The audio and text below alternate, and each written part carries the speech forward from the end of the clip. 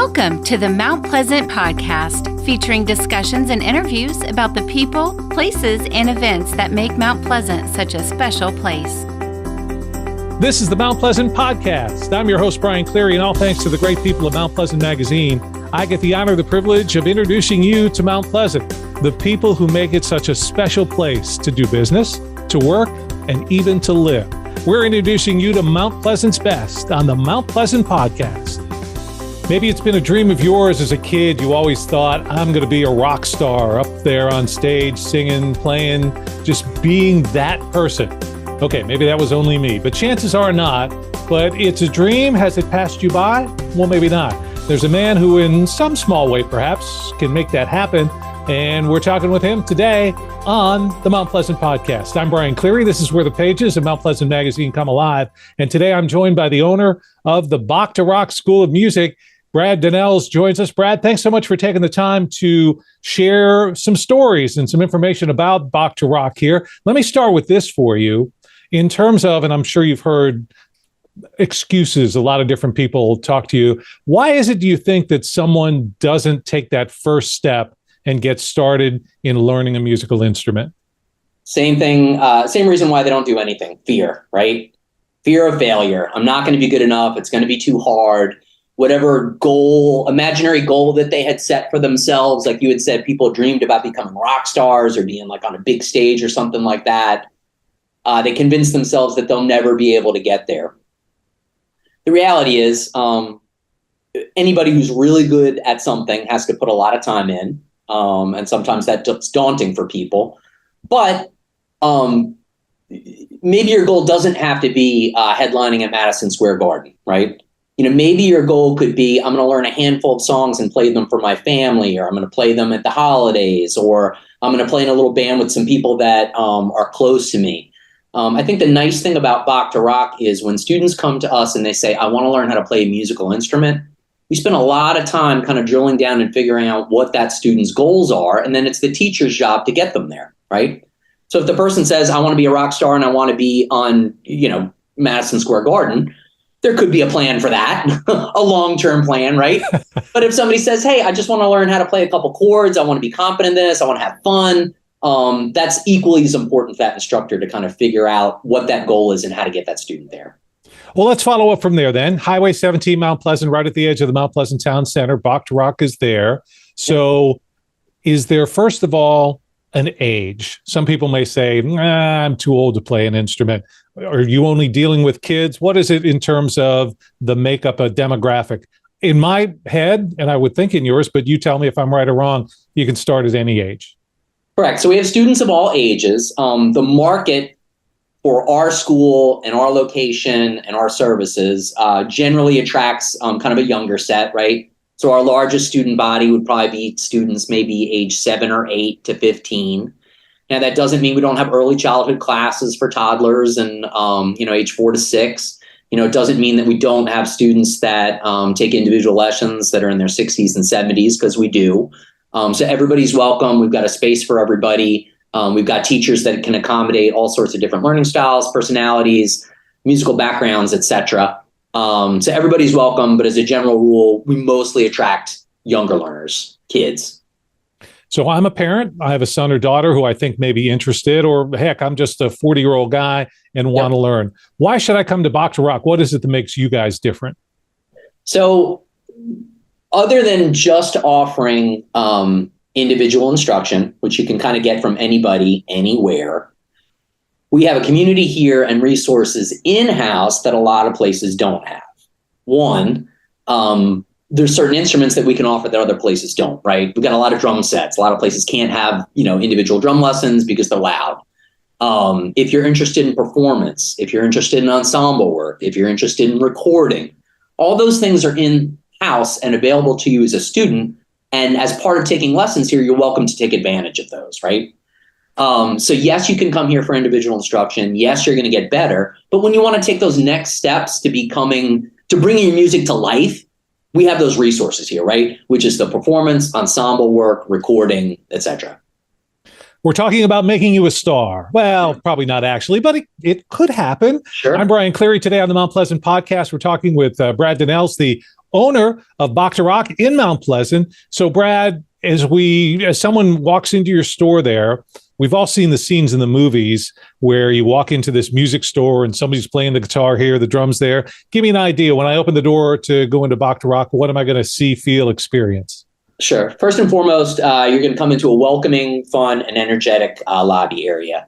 We've always got an administrator there to talk to anybody coming in off the street, to answer any questions they have. We always got an administrator there to handle the functions of the school, including safety, getting students in and out, making resources available to the teachers. You'll see a handful of people waiting around for their lessons, picking around on their guitars and their instruments. In the background, you'll hear drums, electric guitar, violin, clarinet, a cacophony of sounds coming from the back rooms where people are practicing. And I think the nice part about that is it brings so much life to the school and life to the lobby, right? It says this place is alive, this place is active, people are having fun here, people are learning, and you can feel it. You can feel the energy, you can hear it through the music that's seeping through the walls. And so somebody walks in, one, do I need to own an instrument to become a student? And the second part of this is, do I need to be able to read music? So you don't need to own an instrument at the beginning. However, the advice that I'm going to give you is, in a very short period of time, you're going to want one, right? You're going to come in for instruction. You're going to sit down with the teacher. You're going to work over stuff. And that teacher's going to send you home with homework, right? So instruction happens in the classroom and learning is going to happen for you at home with the time and energy that you put outside of lessons to come back and showcase what you've learned. Without an instrument at home, it's going to be a little difficult for you to progress very quickly. Now, if you're a beginner, if you want to try different things, if you've never done this before, absolutely. We'll book a handful of lessons. You don't need to have a drum set at home. You don't need to have a grand piano. When you're interested in buying something, anybody here is more than welcome to suggest places where you can rent those instruments, suggest affordable options for a beginner that are appropriate for a beginner and appropriate for your skill level, so you're not spending a fortune. But at some point, you're definitely going to want to have an instrument at home to practice.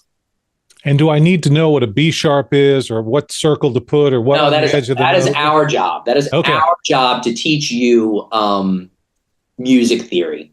Now, different instruments and different students are interested in different paths of instruction, right? A well-balanced lesson is going to have a little bit of technique, right? Showing you how to articulate on your instrument. A little bit of music theory, teaching you how to read and how these musical concepts come together. And then a little bit of repertoire, right? We want to find some songs and stuff that you're passionate about so that you're learning something that's going to reinforce your practice schedule. Different students have different goals in mind. Some people aren't interested in learning music. Some people want to learn chord forms. They want to learn one song. They just want to learn beats. That's okay too. But every teacher here is going to be encouraging you to embrace those three forms of instruction to make you the best well-rounded musician that you can become. So, Brad, obviously you've dealt with parents and students and kids and people in music of all walks of life and all ages.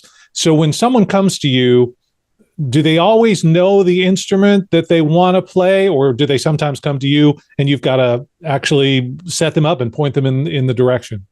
Yeah, so there's a couple different ways you can do that. Sometimes somebody will say, so-and-so is really interested in A, B, and C. And I say, that's great. Why don't we do a lesson in each? And at the end of that, you guys can go home and think about it and then come back to me and, tell me, what you'd kind of like to focus on. Sometimes we help people make those decisions based on their age, right? There are certain instruments that are a little bit harder for younger learners than others, right? So maybe the violin is a little bit more challenging for a young learner than, let's say, the piano, simply because of the mechanics of, how you play it and your hands and stuff like that. So in some instances, if it's a young learner, I'll suggest maybe you should try this instrument first and then graduate to another instrument. Right? If you're 4 or 5, I might suggest piano is a good basis, treble clef, bass clef, linear, tiny keys, mother of all instruments. Maybe when you're 7 or 8, a guitar might be kind of a better next step for you once you've got those basic skills as a musician. Podcasting has exploded in popularity, especially local podcasts. As of 2022, 62% of Americans have listened to a podcast. 38% have listened in the last month. 26% in the last week. The podcasting audience is booming with no signs of slowing down. Call the podcast hotline to be featured on these podcasts or to receive information about podcast marketing. Call 843-530-0403 or visit carolinapodcasts.com. You're listening to the Mount Pleasant Podcast. So it's kind of true then, say learning the piano would help you if you wanted to play the guitar later on. There are some should we say, bass instruments that help you expand? I believe so. Terrific. I truly believe that, yeah. Thanks for joining me on the Mount Pleasant Podcast. I'm Brian Cleary. Brad Dunnells is the owner of Bach to Rock. It's a music school in Mount Pleasant, up on Highway 17 near the Mount Pleasant Town Center. Let's talk about you yourself for a second, Brad. If I said, hey, if the instrument that you pick out, what's your instrument? What's your go-to? So my primary instrument is guitar and voice. When I was in middle school, I found out that I was not good at team sports. And so I started taking guitar lessons. I kind of found my tribe, right? Which was, playing in bands and the fine arts. I stuck with that in high school, played in bands, and I was blessed. I went to a high school where being in the arts was cool, and they had a lot of resources for performing arts and theater and jazz band and orchestra and that kind of stuff. Went off to college. I majored in theater. I minored in music for a little while. Graduated, moved to New York, took my hand at acting and playing music in Manhattan, all the while playing in rock bands and stuff like that. Found out that the rock bands were giving me more work than the acting was, so I kind of focused my energy on that because I could get paid a lot faster, playing pickup gigs on a Thursday night. Then I moved into the professional world, working in the arts as program directors, nonprofit fundraisers for arts organizations, advocacy and policy for nonprofit arts organizations. And then about 6 years ago, my wife came to me and said, hey, I read an article on a really interesting music school concept called Bach to Rock, where they teach lessons and build kids into bands. And she said, I think your background would really complement this. We should look into it. And here I am. Tell me about the coolest gig or the best performance, or what sits in your mind that you personally had. What would that be? Oh my. I played at the 930 Club in Washington, D.C. That was nice. Pretty cool. I played a host of, venues in Manhattan in the late 90s that were kind of cool for bands coming up. I played a ton of, music festivals, including, the Guinness Fla Festival in New York and a host of other music festivals, up and down the East Coast. Yeah, we had a ton of fun. Not a lot of people have the opportunity to get that experience to be on stage in front of a large crowd. Take a couple of seconds and share what that may or may not feel like. Yeah, I think as far as Bach to Rock goes, the best thing about having that experience and what, all of our instructors and, our lessons try and prepare people for is when it comes time to perform, you are no longer in a sterile environment. You cannot control the external things around you, right? Things don't work, doesn't sound the same on stage as it did during rehearsal. Things are too loud, things are too quiet. So I think having someone with a strong performance background can really help young learners learn the tricks and the skills and the little things that we do to make sure that every performance is as good as possible. Because a lot of times when you get up on stage, not only are you nervous, but things don't feel and sound the way that they did in practice. And that can throw a young musician off, fairly quickly, unless they do it a lot. Sometimes, maybe for somebody like me, the thought, hey, I'm going to play this guitar, I'm going to get lots of chicks, and it's going to be a cool thing. Maybe that's the point, maybe that's not. But can you talk a little bit about, because everybody I speak to who's a musical instructor will also talk about the importance and how learning to play an instrument makes you just a much broader individual and helps you in so many other ways. I think so. I really do. I think music in particular, when you're doing ensemble work, that includes kind of a small band of 4 or 5 people, or maybe a big band like a marching band or an orchestra. There's a lot of human dynamics you have to learn how to negotiate in making that thing a success. Bands fall apart all the time, typically because of personality conflicts, not because of musical conflicts. And, I think playing music with others helps refine those skills in problem solving and teamwork and team building, because you're all trying to get to the same place together. It might be that people have different pathways of getting there, but the show must go on, and it will. Well, I think you're a good example of this, but a lot of people would think, hey, you play a guitar. We've all heard the stories of you're not going to make a living doing that. Maybe not. But there are some careers based on the music business that you and the instructors at Bach to Rock can help move forward for people, correct? Yeah, absolutely. So, certainly you can teach privately. The nice thing about that is you kind of do it on your own terms, right? You can come work for me, or you can teach for yourself or another music house. You kind of make your own hours, and it can be your passion and a little side money, etc. You can focus on performing. You can play in bands. You can play pickup work, right? You and a acoustic guitar on, Thursday nights and in the back of the restaurant.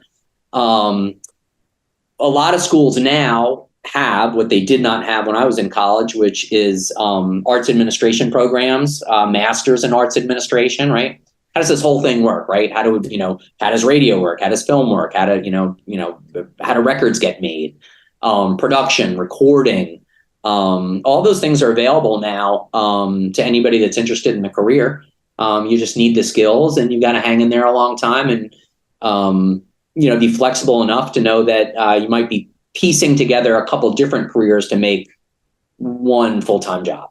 Brad Dunnells is our guest today. He's the owner of Mount Pleasant's Bach to Rock School there, Highway 17, right at the edge of the Mount Pleasant Town Center. And I'm Brian Cleary. This is where we're able to go in a little more depth than just the pages of Mount Pleasant magazine. We're talking about the music school. So, Brad, I'm a parent. I've got a son or daughter, and I want to get them involved. What's the first step that I need to take to get them involved with the program at Bach to Rock? Call or email. Give us a little bit of background information, age of the student, what they're interested in. Do they have any skills set in that already, or another instrument that would complement? And tell us what kind of music they're passionate about. If you give me those 4 things, I can tell you who's a good teacher for you. And I'm already starting to think about what your path for instruction is, right?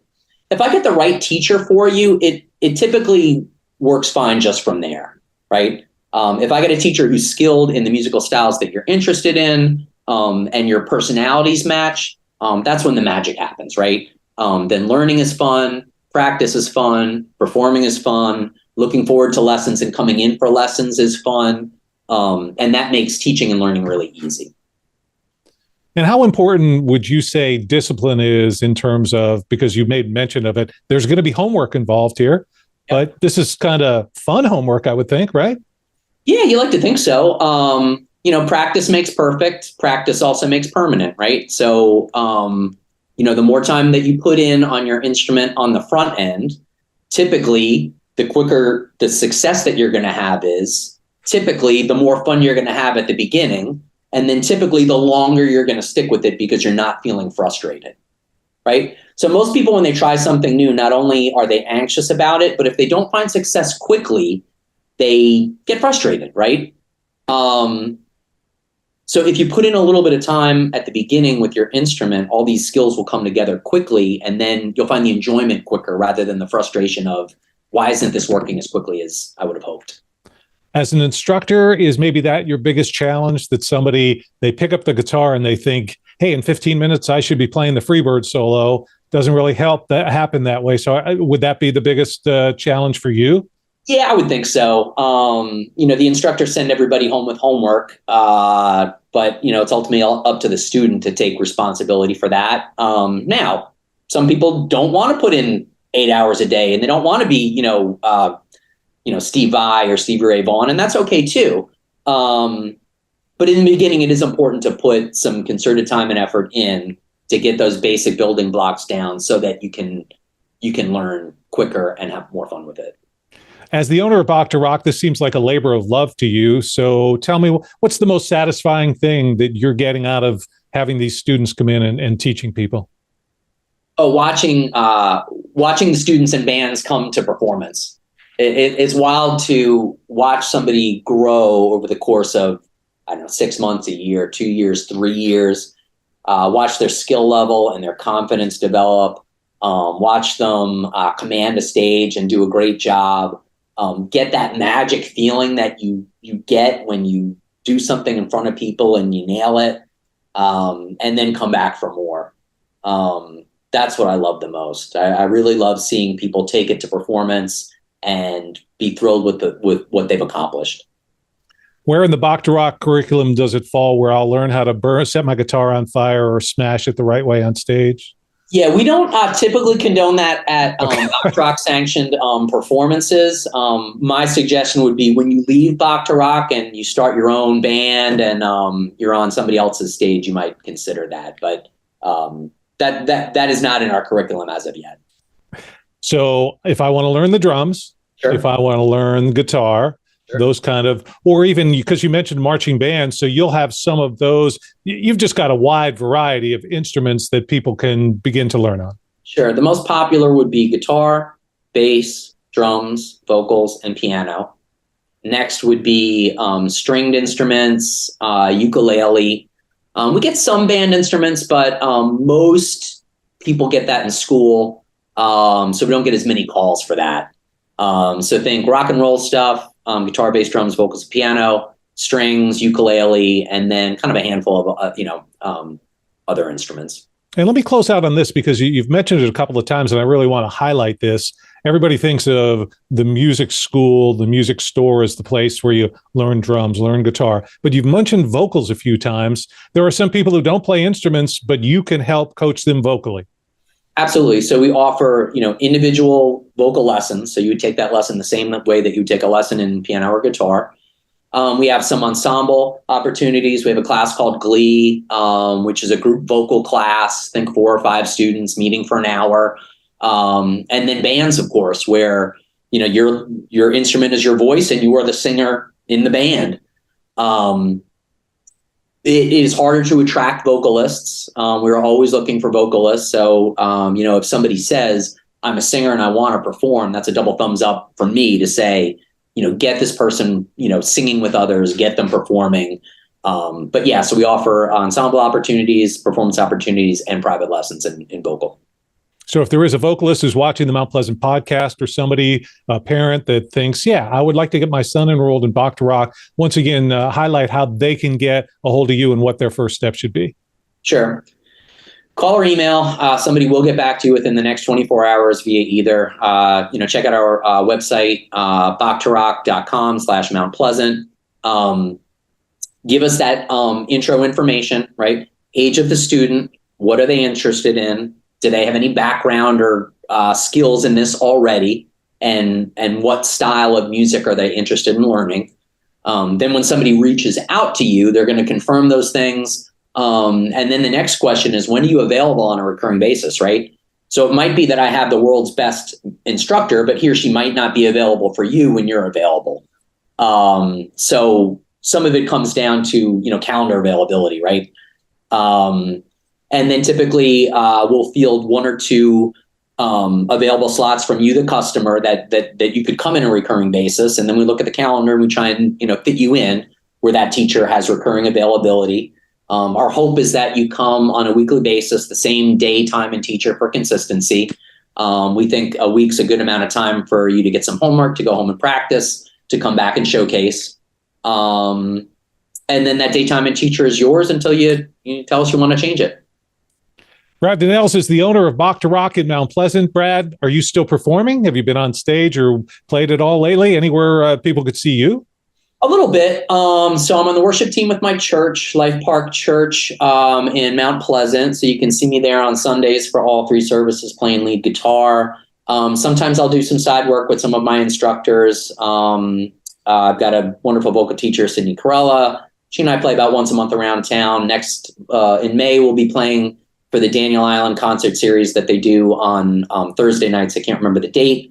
And then actually the band that I started in college, can you believe that?